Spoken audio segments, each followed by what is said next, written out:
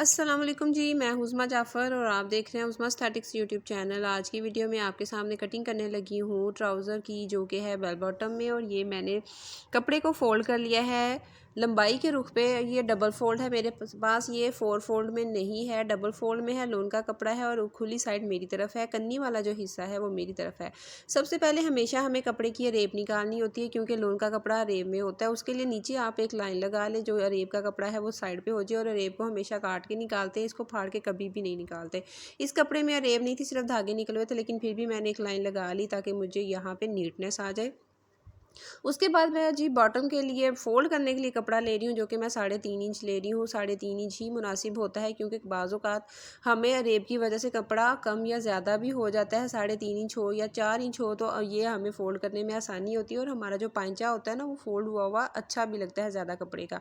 3.5 inch मैंने यहाँ पे ले लिया है फ़ोल्ड करने के लिए कपड़ा। अब जी मैं इसकी ट्राउज़र की लेने लगी हूँ लेंथ। मुझे लेंथ चाहिए 35 इंचज़। 35 इंच मैंने लेंथ ली है, जो मैंने बॉटम का कपड़ा फ़ोल्ड करने के लिए छोड़ा था वहाँ से रख के मैंने नीचे वाला 3.5 इंच ऐड नहीं किया है। मैंने ऊपर वाली लाइन को मेजर करना शुरू किया, और यहाँ पे मैंने 35 इंच जो है अपने ट्राउज़र की लेंथ ले ली। और ऊपर से जो छूट गया है वो हमारा नेफ़ा होगा। ये 2 से 2.5 इंच आपका नेफ़ा इनफ होता है, इससे ज़्यादा की आपको ज़रूरत नहीं है। ये तकरीबन 2.25 इंच मेरे पास नेफ़ा है।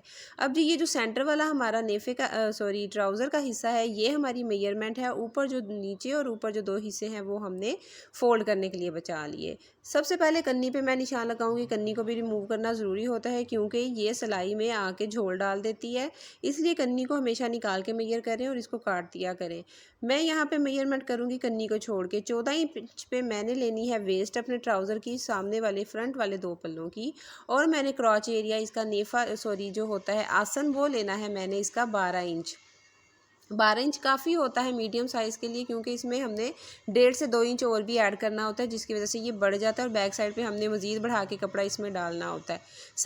1.5 इंच मैंने यहाँ पे लिया है मज़ीद इसको बढ़ा के। और ये जी मैं लाइंस को मिला रही हूँ इस तरह से, और बॉक्स तैयार कर रही हूँ। एक मैंने जो लाइन है सबसे पहले वो मिलाई है 12 इंच वाली, फिर मैं 14 इंच वाली नीचे लाइन मिला रही हूँ। और ये मैं मेजरमेंट लिख भी रही हूँ ताकि आपको आसानी हो। सबसे पहले हमने लिया है 14 इंच अपनी वेस्ट, फिर मैंने 12 इंच पे क्रॉच लिया है, 1.5 पे मैंने बढ़ाने के लिए कपड़ा लिया है। और ये देखें जी, यहाँ पे मैं इसको इस तरह गोलाई में शेप दे लूँगी। बहुत ज़्यादा अंदर कर हमने गोलाई नहीं करनी होती। और ये लाइन जो है हमारी, जो कि 14 इंच ही है, इसका मैंने लेना है मिड, अपने ट्राउज़र का मिड बनाना है अब हमने, क्योंकि यहीं से हमने इसका घुटना भी निकालना है, यहीं से पांचा भी निकालना है। 14 इंच का मिड हमने लिया तो आ गया 7 इंच। हमने 7 इंच पे एक निशान लगा दिया। अब इस निशान की मदद से हमने अपने पांचे को मेजर करना है। पांचे के सेंटर में भी हमने निशान लगा दिया 7 इंच का। अब हमने जी लेना है अपना घुटना, जो कि हमने बनाना है बेल बॉटम शेप में। तो सबसे पहले हमने घुटना लेना है, उसके लिए 18 इंच पे नेफे का निशान छोड़ के 18 इंच पे मैंने ले लिया है एक निशान। ये 18 इंच पे मैं एक निशान लगा रही हूँ, और नेफा मैंने छोड़ा है। बार बार मैं आपको बता रही हूँ ताकि आपके जहन में रहे। यहाँ पे जी मैंने 3 निशान लगाए हैं। और अब हमने लेना है अपने घुटने का सेंटर। ये चूँकि हमने लिया है 7 इंच सेंटर अपने ट्राउज़र का, तो मैंने लेना है घुटना 9 इंच, हाफ उसका करना है हमने, तो 4.5 इंच हमारे पास आना है। अब 4.5 इंच को हमने किस तरह यूज़ करना है उसको भी आपने दोबारा से समझना है।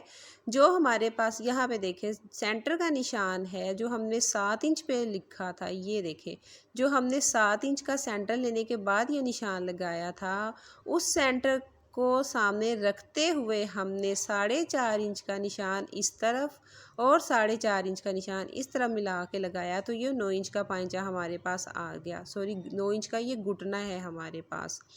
अब इस घुटने को भी हमने लाइन लगा के सीधा कर लेना है, ताकि हमारे पास अपनी मेजरमेंट रहे। यहाँ पे जी सिर्फ 9 इंच तक मैंने ये निशान लगाया है घुटने का, इससे आगे पीछे मैंने लाइन नहीं लगाई।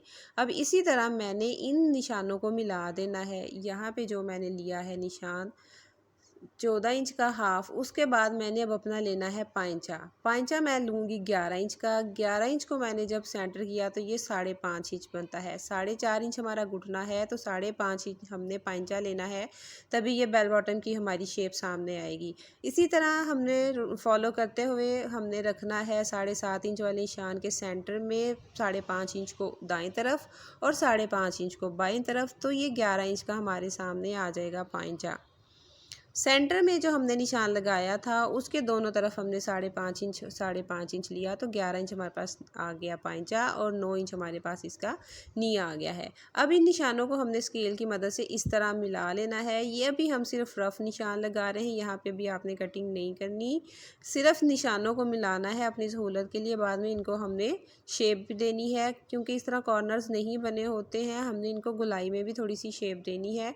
उसके बाद में इसी स्केल की मदद से इन निशानों को लगाने के बाद स्केल की मदद से मैं यहाँ पे निशान लगा लूँगी। ये हमारे पास जो शेप पट्टी होती है ये इसीलिए होती है कि आप ट्राउज़र की कटिंग में इसको यूज़ करें। ये अमूमन यूज़ ही ट्राउज़र की कटिंग में होती है, ये शर्ट की फिटिंग में होती है। इसकी मदद से थोड़े थोड़े मैं यहाँ पे गुलाई में शेप दे रही हूँ। ये देखें यहाँ से अंदर की तरफ ये लाइन जा रही है शेप की वजह से, तो इस तरह हमारी जो शेप है वो प्रोमिनेंट होगी। और जो यहाँ पे कोने हैं इनको भी मैं कटिंग में जब करते हुए इस तरह कोनों में नहीं करूँगी, बल्कि मैं कपड़ा बचाने के बाद इस तरह यहाँ से कटिंग करूँगी। यहाँ से भी मैंने शेप दे ली अपने ट्राउज़र को, और ये हमारे पास जी हमारे ट्राउज़र की शेप आ गई है। ये आप फ्रंट से देख सकते हैं, ऊपर से भी मेजरमेंट मैंने लिखी हुई है ताकि आपके जहन में रहे।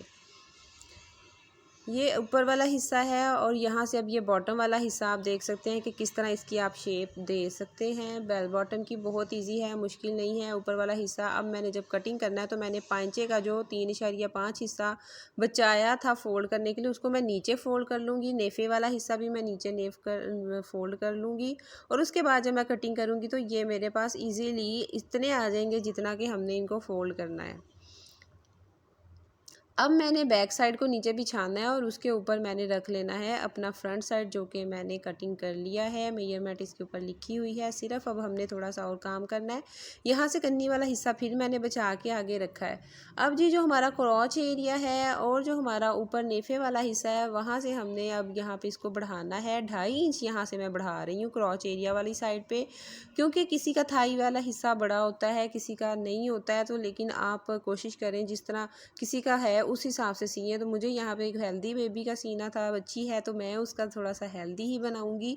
बच्चियाँ वैसे भी ग्रो कर रही होती हैं, तो आप कोशिश करें कि उनके जो है ना कपड़े लूज़ फिटिंग में ही सिए, ताकि ज़रूरत ही ना पड़े नेक्स्ट टाइम जब वो अगर साइज़ चेंज भी हो तो उनके पास जो कपड़ा है वो ठीक मेजरमेंट में रहे। यहाँ से नीचे मैं 2 में लेके जा रही हूँ अपनी मेजरमेंट को। ऊपर से मैंने 2.5 इंच बढ़ाया, नीचे मैं अब यहाँ से 2 इंच बढ़ा रही हूँ, और उससे मैंने यहाँ से घुटने से 2 इंच किया है। जो हमने घुटने का फोल्ड किया था ना कपड़ा, वहाँ से मैंने ये देखें यहाँ तक 2.5 इंच है। उसके बाद ये मैंने 2 इंच पे इसको ले आई हूँ पाइंचे तक, नी तक 2.5 इंच मैंने रखा है इसको क्रॉच एरिया से। अब इनको लाइंस को फिर मैं अपने स्केल से शेप पट्टी से मिला दूंगी अच्छी तरह से, और ये हमारे पास आ जाएगी कटिंग जो हमने करनी है फ्रंट और बैक दोनों की। ये आप हाथ से भी लाइन लगा सकते हैं, बेहतर तो यही आप हाथ से लगाएं, लेकिन मैं चूँकि वीडियो बना रही हूँ इसलिए मुझे इसमें समझाने के लिए शेप पट्टी की ज़रूरत पड़ रही थी।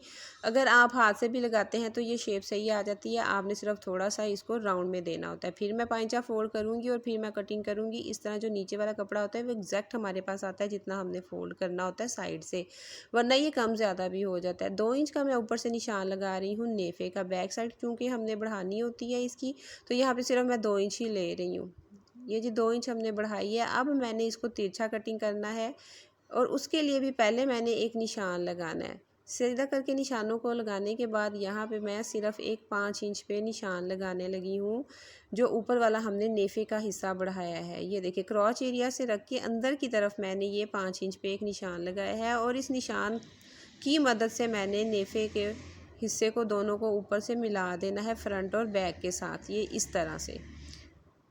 यहाँ से आप जब मिलाते हैं इस तरह से तो फिर आपको पाइंचे को फोल्ड करने में मसला नहीं होता है। आपने इधर से मिलाना है, फुल रख के आपने इसको नहीं मिलाना है, वरना आपके नेफे को फोल्ड करते हुए इसमें झोल आ जाते हैं। कटिंग मैंने कर ली है, ये जी फ्रंट बैक दोनों की कटिंग हो चुकी है। अब आपके सामने मैं इसको स्टिच करूँगी। किस तरह हमने इसको स्टिच करना है, उससे पहले हम नोचेस लगाएंगे ताकि जब हमने नेफा फोल्ड करना है या पाइंचे फोल्ड करने हैं तो हमारे पास फोल्ड करने में आसानी हो, मेजरमेंट होने की वजह से। सारे नोचेस आप लगा लें अच्छी तरह से, ऊपर वाले पल्ले पे भी और नीचे वाले पल्ले पे भी, तो ये आपको बहुत आसानी देते हैं। आपको प्रेस करने की ज़रूरत नहीं पड़ती और आपकी फोल्ड्स बैठ जाती हैं। ऊपर से मैंने मिला लेना है, जो बढ़ाया हुआ हिस्सा है मैंने नेफे का, उसको मैंने नीचे फ्रंट वाले नेफे के साथ मिला के 2 इंच का निशान लगाना है। यहाँ पे मैं फिर एक निशान लगा रही हूँ ताकि मुझे याद रहे, ये पता रहे कि जो बैक साइड का हिस्सा बढ़ाया हुआ है उसको मैंने यहाँ तक ही फोल्ड करना है, क्योंकि वो रेब होने की वजह से थोड़ा सा हम ज़्यादा भी फोल्ड कर देते हैं अगर हमने निशान ना लगाया हो। तो ये मैं अपनी आसानी के लिए करती हूँ, मेरा ये ट्रिक बहुत सही रहता है और ये आपके लिए भी यूज़फुल होगा। अगर आप इसको फॉलो करें तो कमेंट में मुझे ज़रूर बताइएगा। चैनल पर नए हैं तो वीडियो को लाइक कर दें, चैनल को सब्सक्राइब करें और कोई कमेंट भी आपके ज़हन में है तो ज़रूर कीजिएगा। यहाँ पे सबसे पहले हमने सिलाई लगानी है अपने क्रॉच एरिया की, जिसको आसन बोलते हैं। ऊपर से हम लेके आए हैं राउंड तक। अब इसी तरह ये जो बैक साइड है इसको निशान लगाएंगे। सबसे पहले हमने फ्रंट और बैक के दोनों पल्लों की आपस में सिलाई लगानी होती है। तो ट्राउज़र को एज़ इट इज़ उठाएं और सिलाई लगा देंगे। ट्राउज़र को छेड़ने की ज़रूरत नहीं है, इसको खोलना नहीं है, आपने बस एज़ इट इज़ दोनों पल्लों को पकड़ना है और एक एक सिलाई लगा देनी है। एक एक सिलाई लगाने के बाद दूसरी सिलाई भी आपने लगानी है। वो इस तरह लगाने के पहले आपने ऊपर से नीचे लगाई, अब आप नीचे से राउंड से ऊपर लेके जाएंगे। यहाँ पे आप देख सकते हैं ये राउंड वाले हिस्से से अब मैं ऊपर लेके जा रही हूँ सिलाई।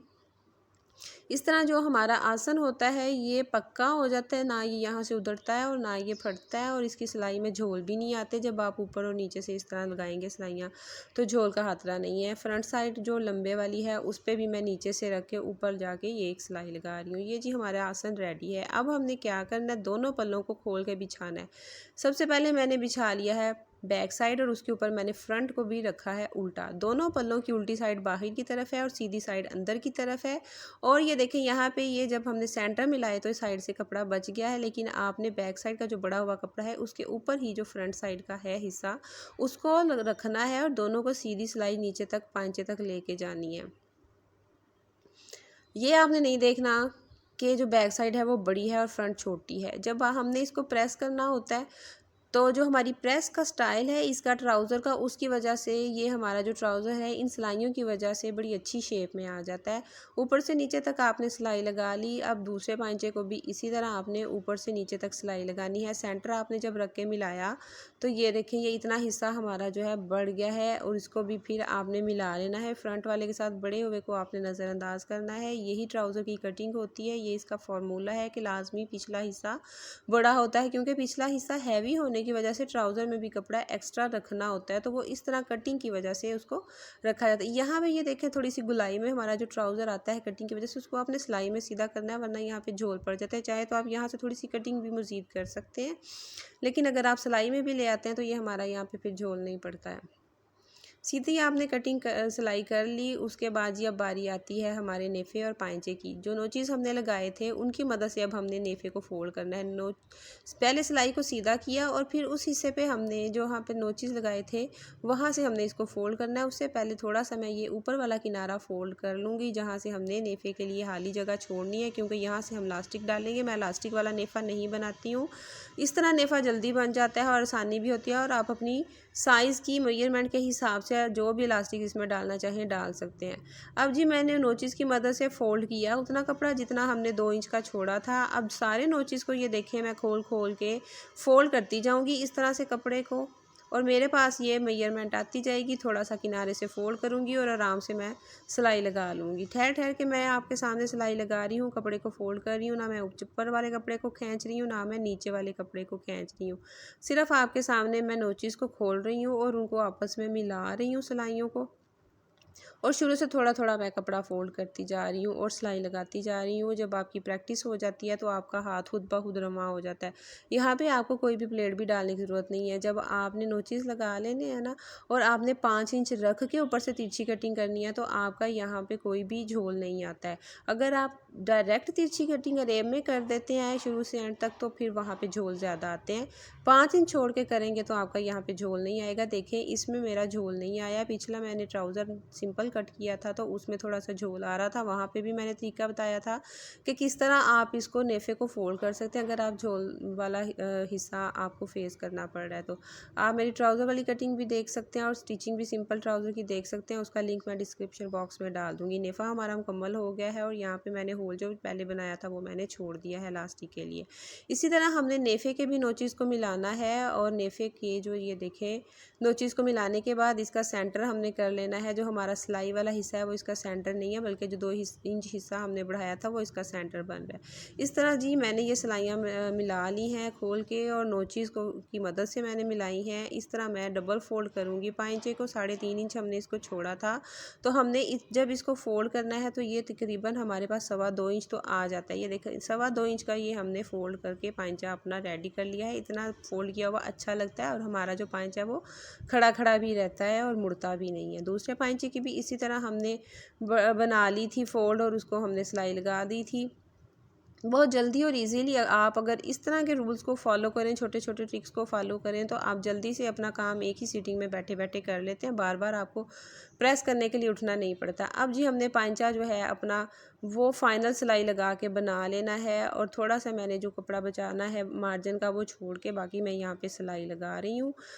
सीधी आपने सिलाई लगाते जाना है, कपड़े को मिलाते जाना है, सिलाई लगाते जाना है और जो किनारे वाले हिस्से हैं उनको मिलाना है। छोटा बड़ा नहीं रखना, आपने ये ध्यान रखना है कि आपने 2 इंच बढ़ा के इसको कटिंग किया हुआ है लेकिन आपने किनारी को आपस में मिलाना है। अक्सर यहाँ पे ये आ जाता है मसला, जो हमारा क्रॉच एरिया है इसकी सिलाइयाँ आपस में नहीं मिलती, वो थोड़ा बहुत फ़र्क आ जाता है। तो उसके लिए आपने जो हिस्सा छोटा हो उसको सिर्फ खींचना है, दूसरे हिस्से को खींचे बगैर आपने सिलाई लगानी है तो आपका क्रॉच एरिया भी एक दूसरे के ऊपर रख के फिक्स होकर सिलाई लग जाती है।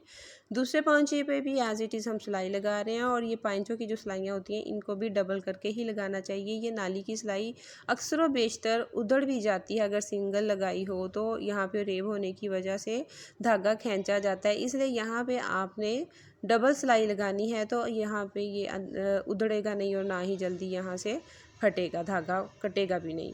फाइनल सिलाई हमारी लग गई है, ट्राउज़र हमारा रेडी हो गया है। उम्मीद है आपको इसमें सब कुछ समझ आया होगा। देखें ये जी फाइनल लुक है ट्राउज़र की। बेल बॉटम जो कि हमने सिया है, शेप आपके सामने है, कितनी अच्छी इसकी शेप आई है और ये लूज़ भी है और शेप में भी है, ये टाइट नहीं होगा घुटने से। यकीनन आपको वीडियो में कुछ ना कुछ सीखने को मिला होगा। वीडियो पसंद आई है तो लाइक का बटन दबाइएगा, चैनल को सब्सक्राइब कीजिएगा। अल्लाह हाफिज़।